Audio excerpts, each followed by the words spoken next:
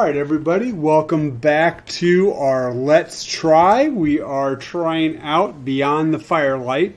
In our last installment, we went through the game a little bit, what we thought of the PDF, and Ellen made her character.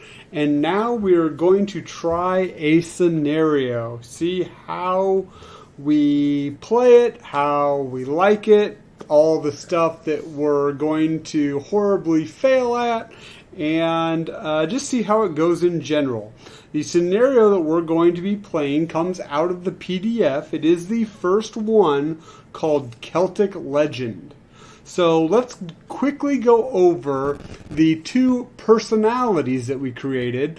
Ellen created hers last game, and I created mine just before we started recording here.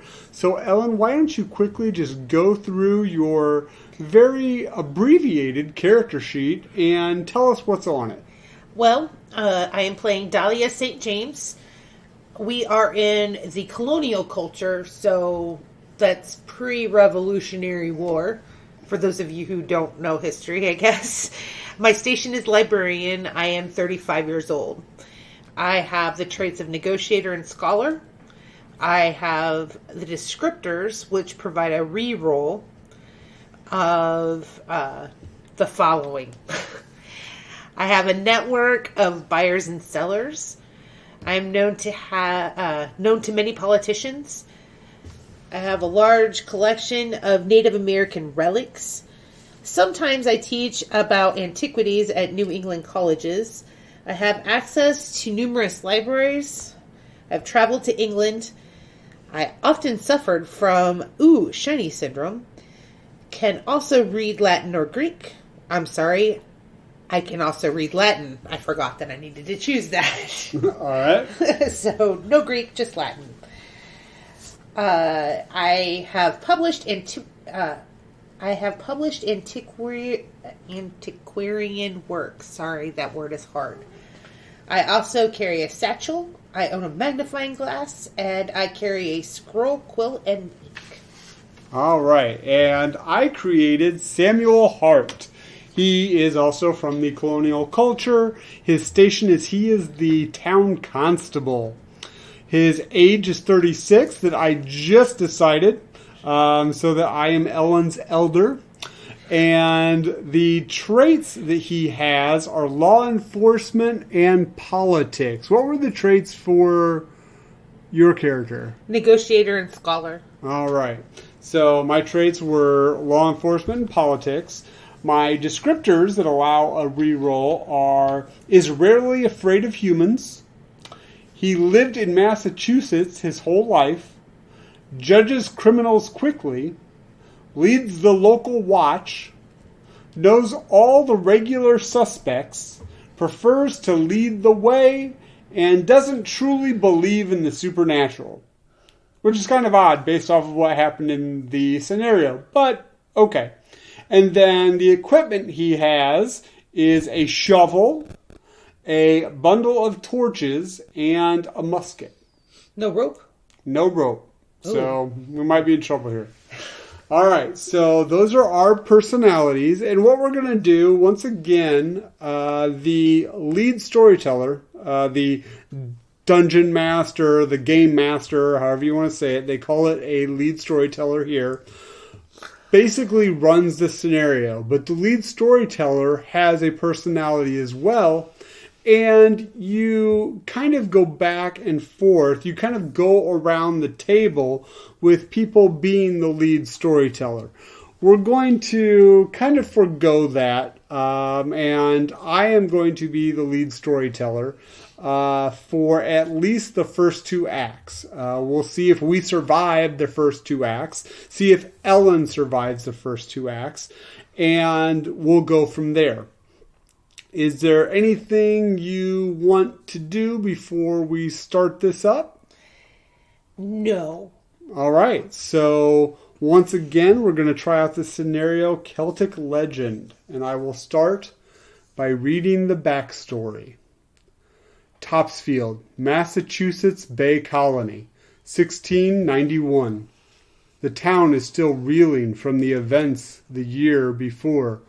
involving Lord and Lady Pepperell's occult activities and the unnecessary death of Goody Eleanor. With the recent deaths of 3 more townsfolk, no one knows what to think. Have Lord and Lady Pepperwell returned? Is there more demonic activity in the town? Or is this another sign of witchcraft? Today is August 31st, and the last 3 mornings, including today, have produced another dead townsperson. First it was Lydia Adams, then Godfrey Fuller, and today it's Singleton Perkins. No one in town, including the constable myself, can find a tie between the 3 individuals. In fact, the constable has been questioning people heavily for the past couple days. None of the townsfolk heard anything, and none of the victims are believed to have any enemies. It's as if they all fell dead with no reason. Many of the townsfolk are connecting these recent deaths to the farm animal deaths from the year before. Although no one can confirm or deny the rumors, demons are believed to have the ability to control humans and animals alike. The speculation is that demons possess the animals, attacked their spirits, and feasting on their souls. These same townsfolk believe the demon has returned and possessed these 3 individuals, causing them to succumb to a similar fate. The townsfolk are demanding answers and want immediate resolution. No one wants to become the next victim, nor do they wish to see their loved ones ripped away. The constable doesn't have the resources and requests volunteers to help out. So now we're going to go into Act 1. This scenario has 4 acts. And I will be the lead storyteller for Act 1, called Mysterious Deaths. And I will set the scene. Topsfield is a small town in northeast Massachusetts. Last year, the townsfolk became terrified by the horrific death of Goody Eleanor, and many still believe witchcraft was brought about by Lord and Lady Pepperell. With the 2 hanged for their crimes, the townsfolk now fear they're being haunted by the ghost of the Pepperells, or maybe witchcraft is still lurking about. The constable, myself, has somewhat unwillingly obliged the townsfolk and assigned volunteers to investigate. Fortunately for the townsfolk, you have all been chosen. You, meaning my librarian, have been chosen as this investigator. They are somewhat satisfied with this next step, but they all fear they or their family will be next. So far, the deaths seem random, and anyone is a potential victim. Alright, so how does, when the constable comes to see... What is the first name of your character again? Dahlia? Dahlia. So when the constable comes to see Dahlia, what is she doing? How does that scene play out? How do you think Dahlia is chosen to be an investigator for the constable? Well, I am very learned, and I do have knowledge of the Native American culture around. I know that's not necessarily witchcraft, but it is occultish. And I have lots and lots and lots of books. In fact, when the constable comes, I'm probably buried in stacks of them. I assume it is a dark and stormy day. There had just been the roundup of the last victim. The constable is probably soaked to the bone, kind of banging a hat against his trousers as he comes in kind of weary-eyed and asks for Dahlia's help in this investigation. He knows that she's one of, if not the most learned people And if anybody can get to the bottom of this on an education side, because obviously his ability to find the suspects and just his not really believing in this supernatural stuff has definitely affected his ability to find out what's going on. So let us set the first scene of Act 1. The townsfolk have gathered the victims into what passes as a clinic in the rural colonial Massachusetts. Although debris has been cleared from the bodies, they haven't been cleaned or prepped for any type of medical examination. In fact, the townsfolk were getting ready to bury the victims in 3 days' time. What do you do? Okay, so we're set. So the scene has been set. What does Dahlia do with this? There are a number of objectives that the personalities need to complete. So for scene 1, you have these bodies in an area. They are been prepared but not necessarily cleaned. They have been, I apologize, they have been cleared all of their debris from when they died. However, they haven't been cleaned or prepared yet. So, yeah, they don't have any leaves and stuff on them, but the bodies are basically like they were when they were found. So, all right, so I need to... So set the scene. What is Dahlia doing with these bodies? Okay, back up for a second. Have I already been tapped as an investigator? Yeah, you're investigating. We already talked. We talked through that, but I wasn't sure. All right, thank you. Then I need to go to the clinic and see the bodies. All right, so basically what you do then is, with this scenario, what you kind of decide how this scene goes. You talk about what you're doing. You tell us, the other personas, the other people, anything about this scene you want to know. Anything about this scene you are doing. So there's this small room. You see these bodies laid out on the table. What are you doing in this scene? All right. I am looking for signs of a mundane death, such as smells of poison and looks of possible poison that sometimes make themselves manifest after. I'm looking for other signs of a possible struggle to try to eliminate a normal death, a mundane death, rather than a supernatural death. All right. There are some townsfolk around. Do you tell them to leave the area? Are you doing this alone? Are you using any implements as you examine the bodies? Aside from a magnifying glass, I don't have implements, so I will use a magnifying glass. All right. I'm not going to cut into them or anything, but I mean, there's no reason to inform anybody but the law. All right, so then what you're going to do, you're examining the bodies. You have come to this room. You have these 3 bodies laid out before you. So we have a number of objective dice. Every time you roll to try to complete an objective, you take an objective dice away. If we have not completed any of the objectives or all of the objectives before all of the dice are gone, then we lose the act.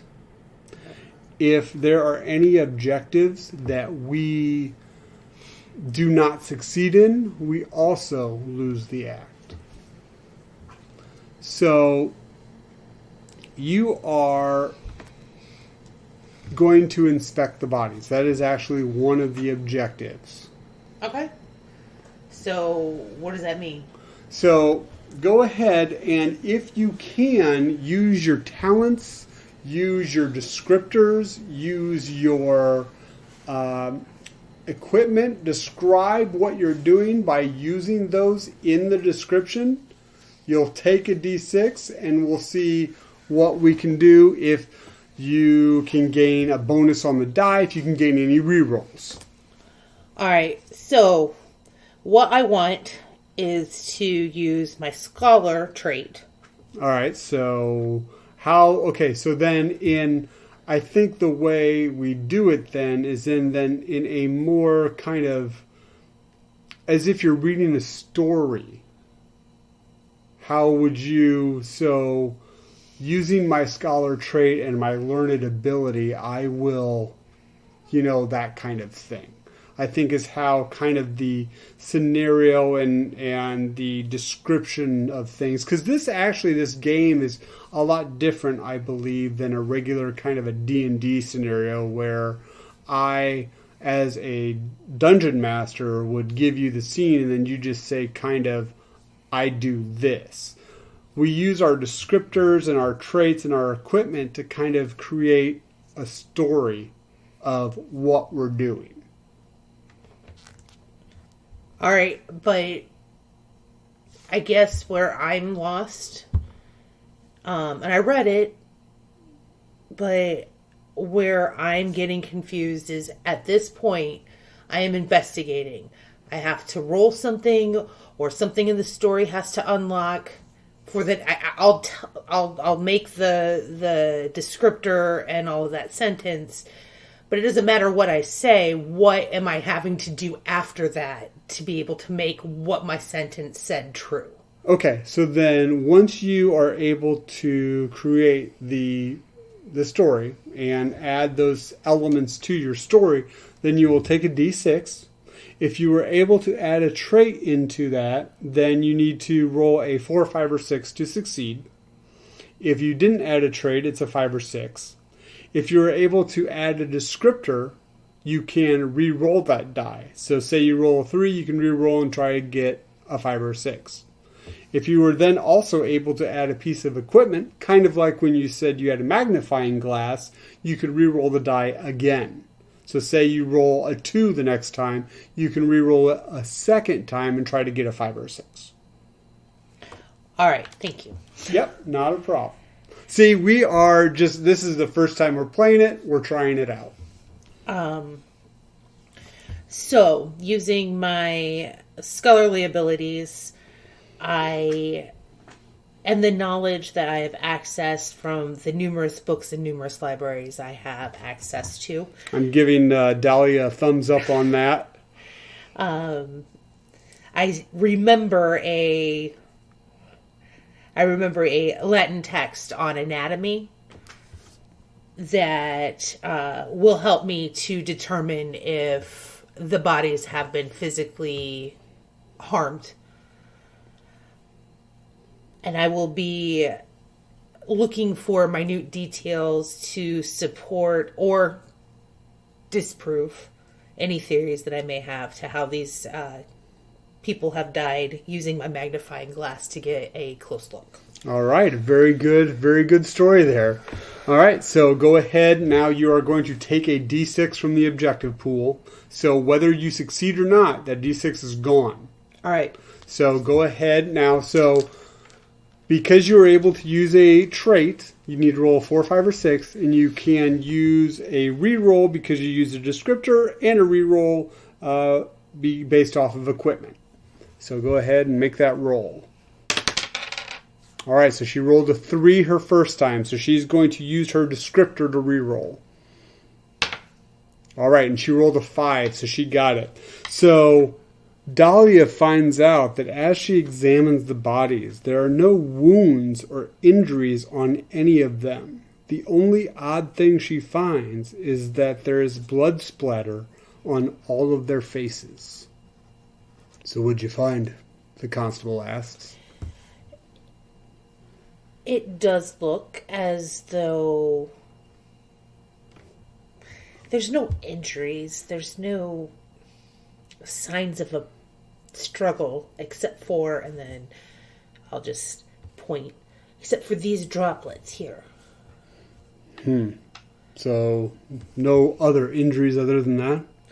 And it's not really an injury. It's as though they were standing close to a puddle and a rock fell in it. But it's blood. Like someone painted their faces.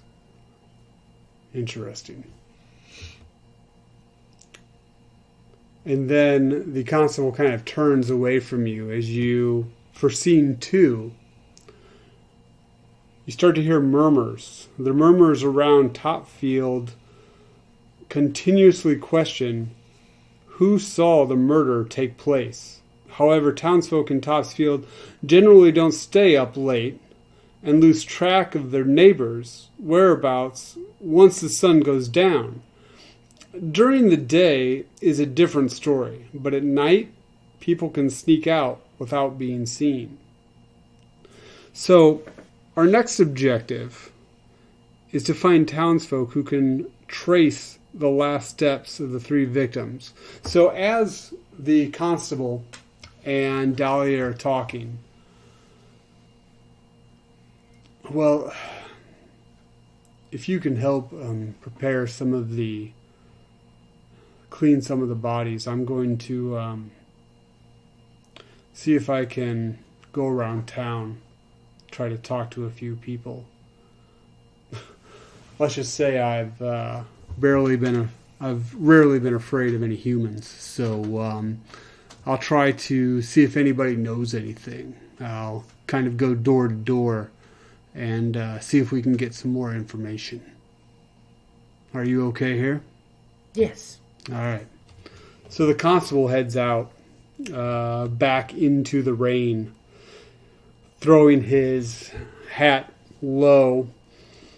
He starts to go door to door trying to find anybody that can help. He knocks on doors. Some of them are shut in his face, for people are scared. Some of them say too much, give out too much information that doesn't help the constable at all. But I'm going to use my political acumen and that I'm not afraid to speak to any of these individuals. I'm their constable. I can speak with them as I wish. And kind of also, what do you think, Dahlia? Should I bring my musket as a show of force, or should I think that's my only piece of equipment that really helps here.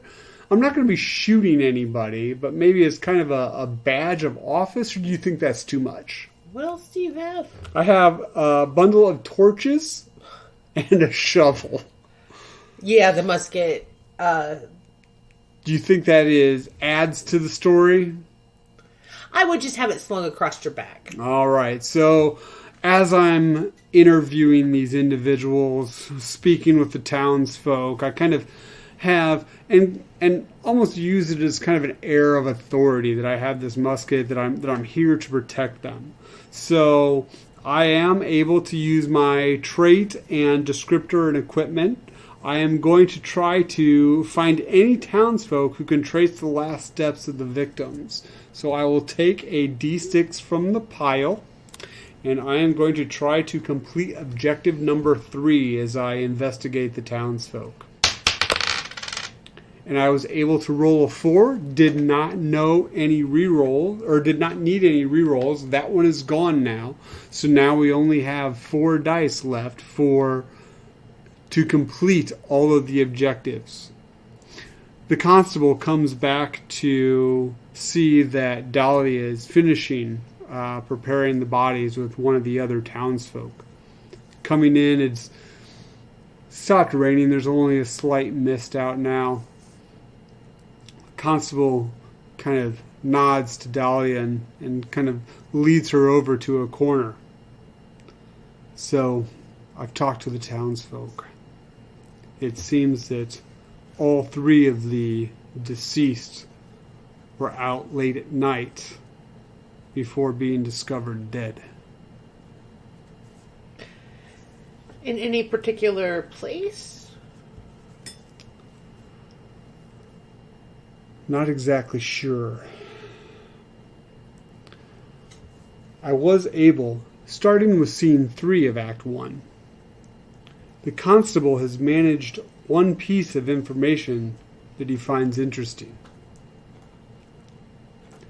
The bodies were found near the farmland surrounding town. But I haven't been able to dig any further into the deaths that occurred. I was just able to investigate or to speak with some of the townsfolk.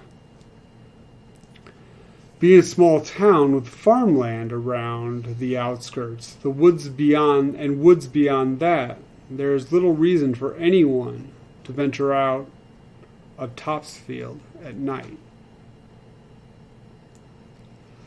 So now, starting scene 3, the constable and Dahlia are discussing what they found out, not only from the townsfolk, but from Dahlia's investigation. Is there a way for us to find the maybe court records or the details surrounding the Pepperwell alleged murders of Goody Eleanor? That could be a way we could go. I think there is nothing that I can ascertain from what we have so far that would indicate an outward attack. I'm not saying that it's not there and that I've not missed it. What I'm saying is, if somebody's trying to recreate the same circumstances as the death of Goody Eleanor, which has started rumors and fear around town, perhaps we should find out the details of that so we can figure out if this fits in. It's a good plan.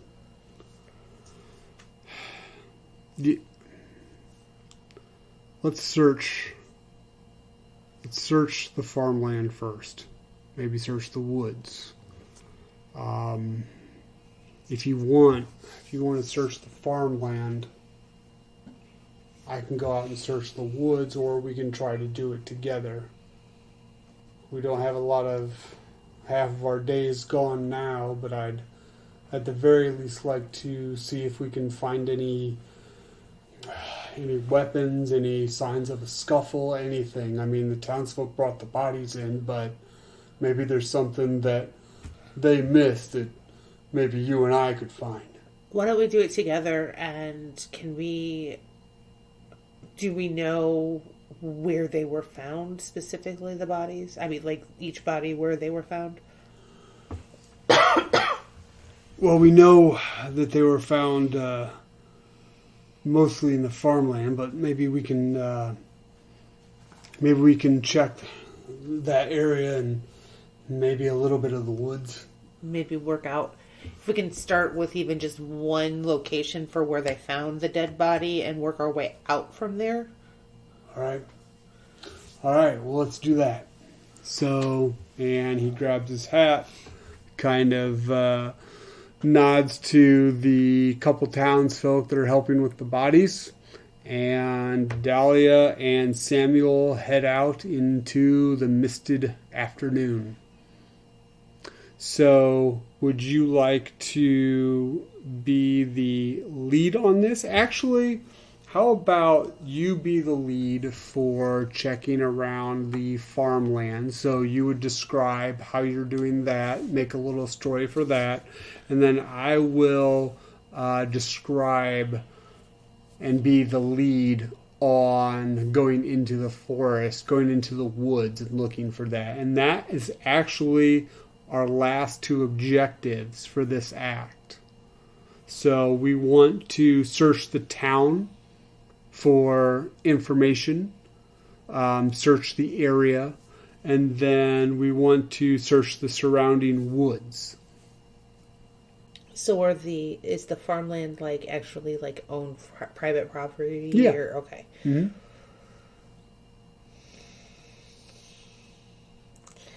I will be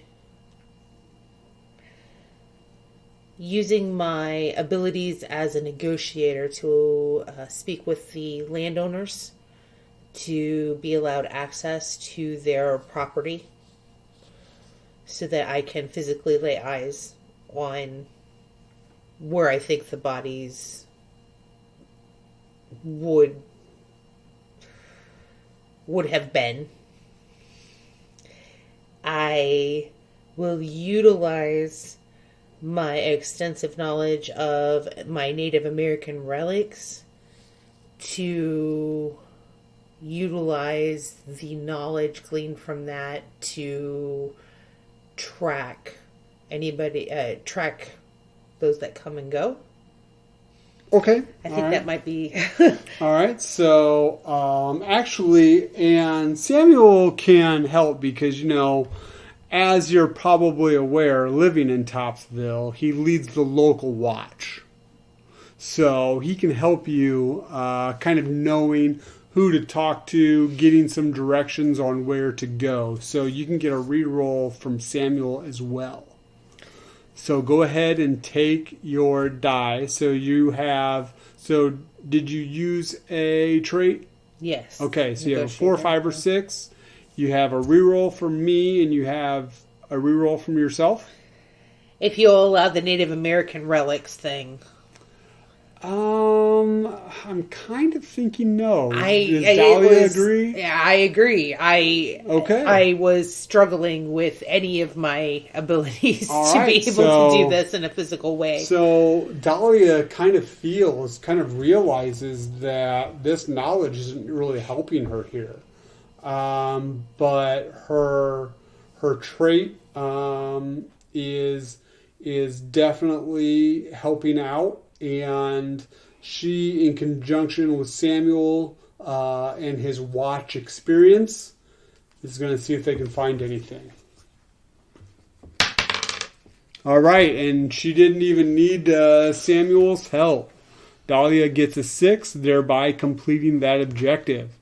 She finds that there really wasn't much of a scuffle, and there were no weapons found anywhere in town. So, unless something comes up in the woods, it appears that these people just basically dropped dead. Looks as though we're going to be going to the woods. All right.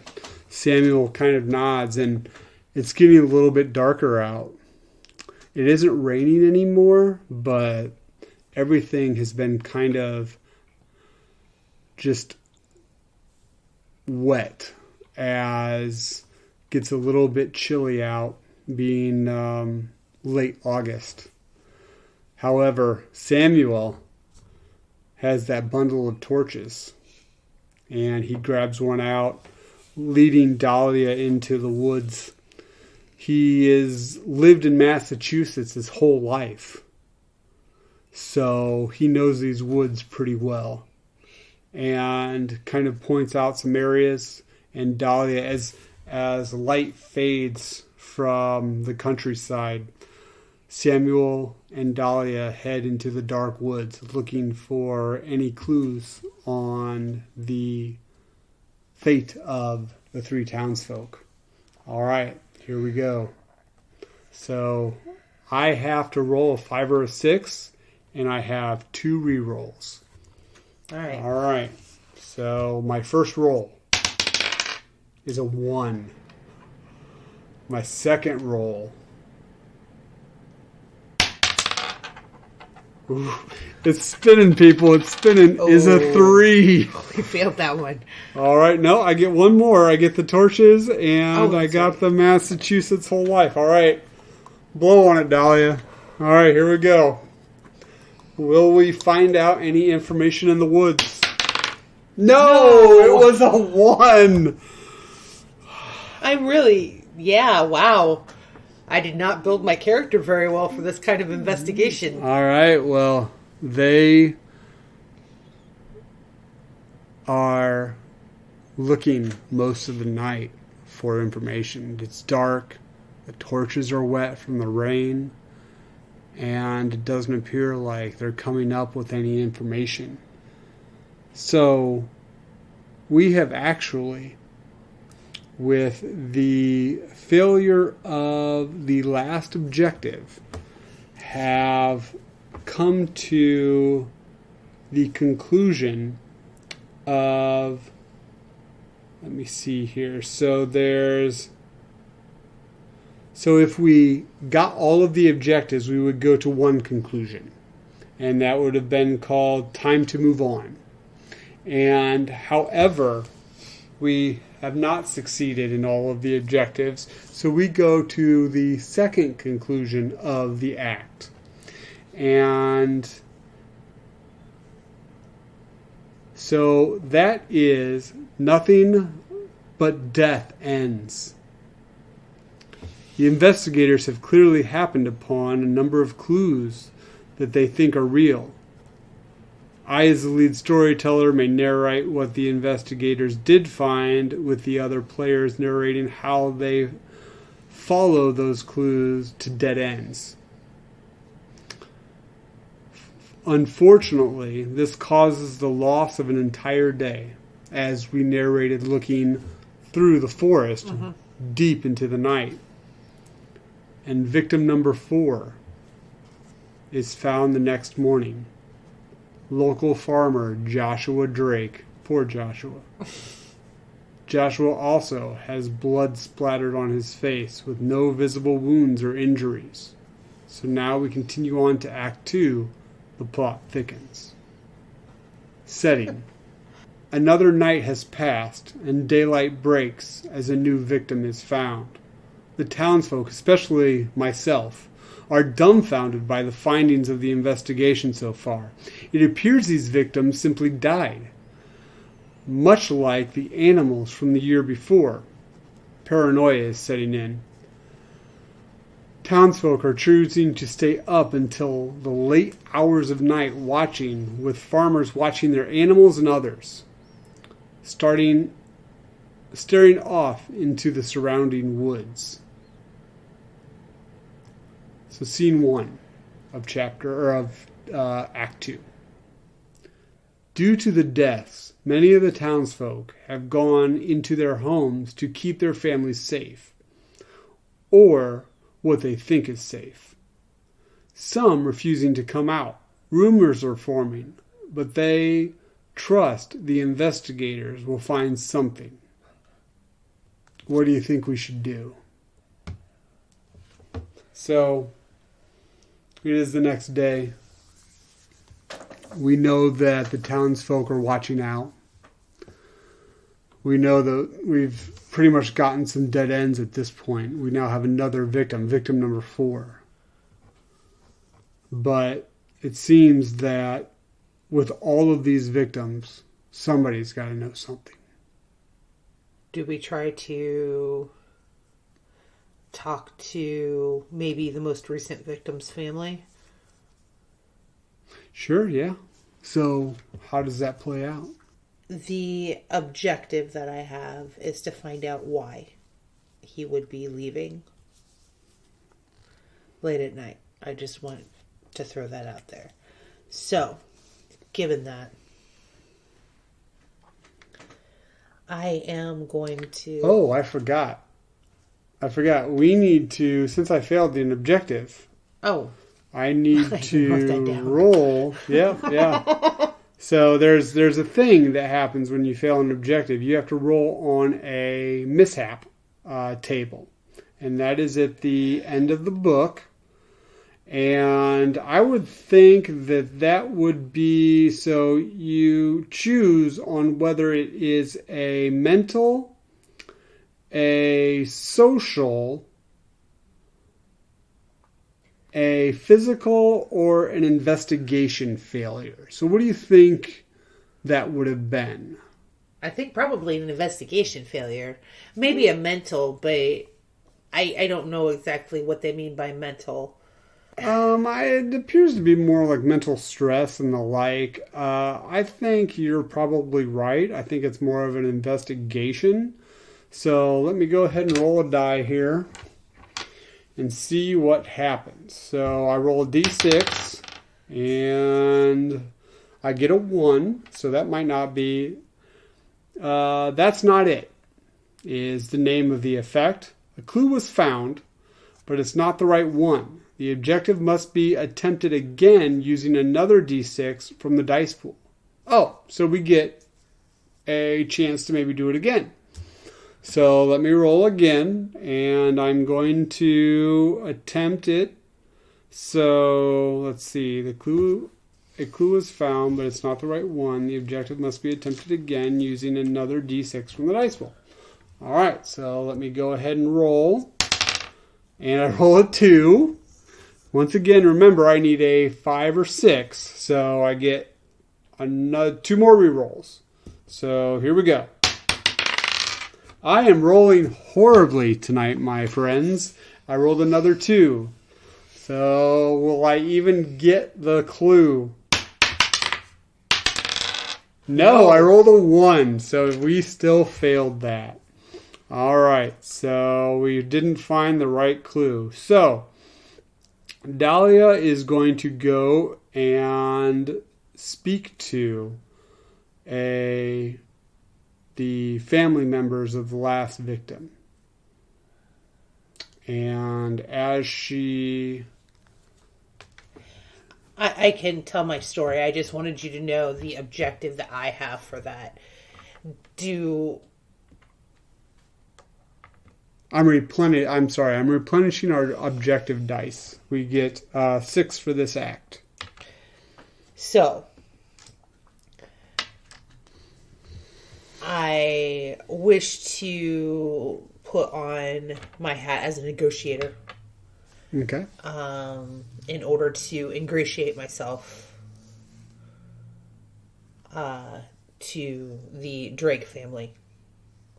At least long enough for them to speak to me. All right. So I would say that is not an objective. All right. Okay.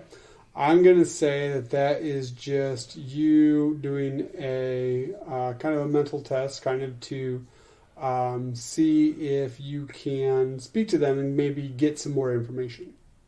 So go ahead and create your roll. So take a d6, not from the pool. So just take a d6 and make a roll. The only thing that I think I can use... Well, I will use the poise that I... all right, so given that I am a skilled negotiator, so I know how to speak to people in a manner that they're receptive to. Mm-hmm. I also hold a lot of poise, so I seem to have more authority than a woman of small stature would have, given that I have lectured at many of the colleges across New England. Would that work? Sure. Actually, I've decided we're going to kind of do the first objective in a roundabout way.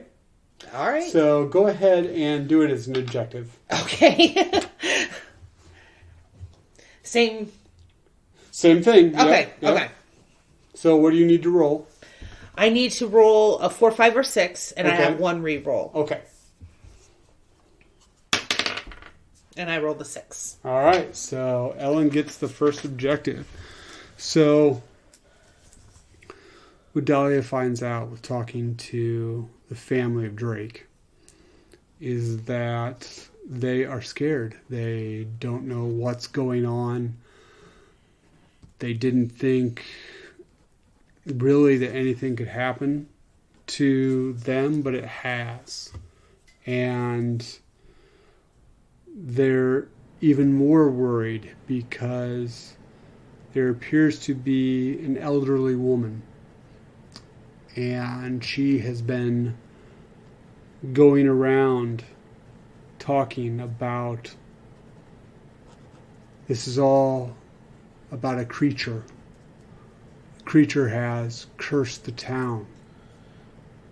The creature called the Dullahan has plagued Topsfield. Not only has it plagued Topsfield, but it will kill again, and it will keep killing. It rides a horse of fire, and no one can see its rider. It's invincible.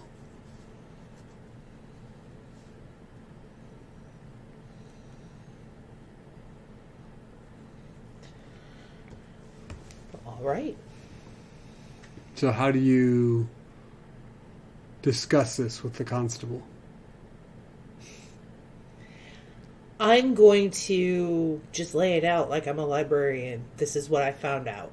These are the facts, sir. The Drake family are obviously scared. Master Heart. They feel as though they may have been a little arrogant in taking for granted the freedom to move about whenever they want, despite having danger about. However, what I was able to ascertain from them was that there is an elderly woman, speaking of a creature that cursed the town, called a Dullahan.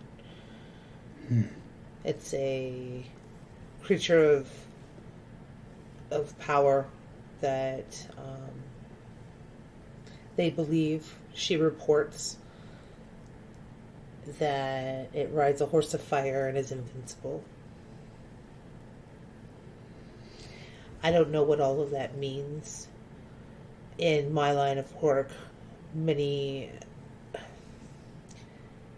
mythological creatures are based upon truth of some sort, just how the eye of the beholder sees it. So I don't know. Is there any natural phenomenon that anybody might see as a fire, horse movement, like lightning or... Yeah, I'm not so sure that this Dullahan thing exists. It seems like it's probably more what you're thinking, but I guess we'll try to... Maybe we should try to find the elderly woman who's speaking of it. We could question the town, see where she's staying. That would be a start. All right. So as we move on to scene 2. With neighbors being questioned and rumors starting to spread quickly, the townsfolk are starting to panic. Many are milling about in the center of town, with some devising ways of permanently protecting their homes. The two, Samuel and Dahlia, are starting to speak again. They have found this Celtic woman, but everyone's starting to... It's with us questioning people and everyone talking, the town's starting to go crazy about what's going on. And honestly, I don't think I can blame them. 4 dead already in the last 4 days. Let's try to get everyone together. Let's get them in the center of town. At least it's not raining today. Let's get them in the center of town, and I'll try to talk to them. Try to at least kind of head this off a little bit.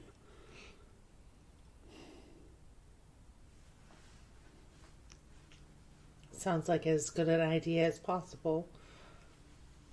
All right. So I'll tell them, I'm the constable, town meeting. We'll get everybody together, see what we can do. I think, because of my political background, I should be able to get everyone together, and I'll I'll take this. I'll take this on. I'm going to lead the way on this one. All right. I do have friends in many politicians, so maybe we can get the some of the elders of the town to kind of help out. Yes. All right. So I am. Woo! I feel like I'm grabbing hot coals here. I'm going to try to roll. I'm using a trait, so I get a 4, 5, or 6. I am leading the way on this, so I get a reroll. And Dahlia is also helping the constable because she knows some politicians. She knows some of the elders of the city. That wasn't a roll; it just fell out of my hands. All right. So the first roll, I need a 4, 5, or 6. And I got a 4. All right. So it takes an hour or two for everyone to get together. It's kind of hard fought, but with Dahlia's help and the constable kind of stepping up, they get the elders together, and the elders kind of start to go amongst the townsfolk. And everyone gets into basically the center of town for this big meeting. There is panic. You hear some individuals, someone shouts out, "Satan has come to us." You hear another one just kind of shouting out that the angel of death has come and it's going to take us all.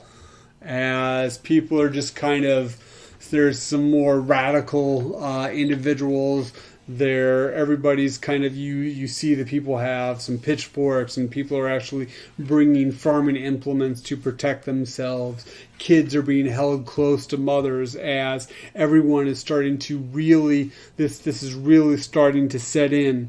And the constable doesn't know if he can hold these people back. If he can, the town appears like it's just going to start to come apart at the seams. And the constable looks at Dahlia. "You think you can say a few words to calm them down?" I'll do my best. My crowds are usually not this rowdy. Well, I don't think my musket's going to take care of this one. As he kind of half-heartedly smiles, knowing that this is pretty much, there's a tipping point in this town right now. I'll go to the center. Okay, yeah, there's probably kind of some kind of podium set up. And again, I will actually utilize my skills as a negotiator. And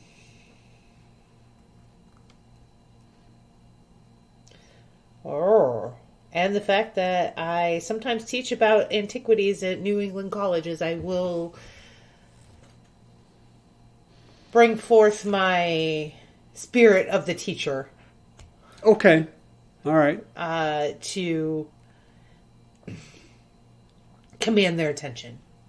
All right. I think that fits. I think that's a good reroll there. All right. So, Dahlia, you see the townsfolk splayed in a circle around you. You see the constable standing next to you for support. Actually, let me see here.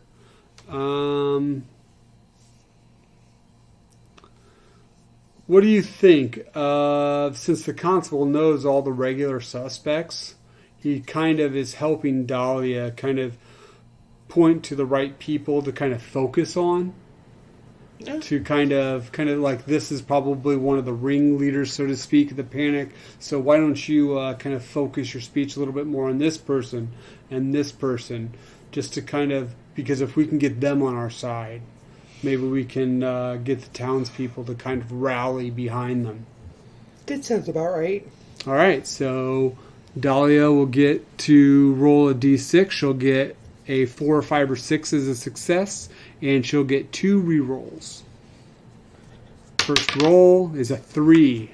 Second roll is a 2. Uh-oh. Third roll is a 4. All right. So, how do the townspeople react to Dahlia's speech? I'm not saying that they're completely calmed down, but I think that the fire and brimstone yelling has subsided to a certain extent.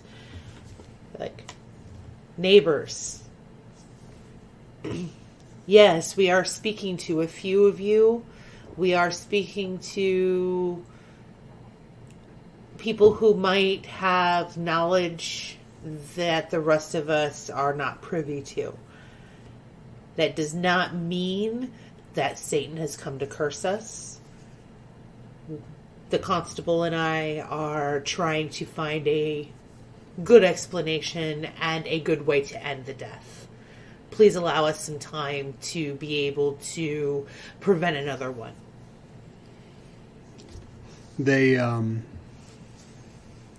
There is still this underlying tension with the town. They are still scared, but they are listening to what Dahlia is saying. They know Dahlia, and they know her smarts. The constable kind of steps forward and says, "All right, everyone. I understand we're all scared here, but as a town, we can get through this. So, y'all know I lead the watch at night. So let's see if we can't figure out some good places to really blanket the town. I want people to go in small groups. I don't want anyone alone. So let's go in some small groups. Let's blanket the town. Let's find some good places to hide. And let's see if we can watch out for this thing and figure out what's really going on." And knowing law enforcement and some of the procedures of investigation and surveillance, even in the colonial times,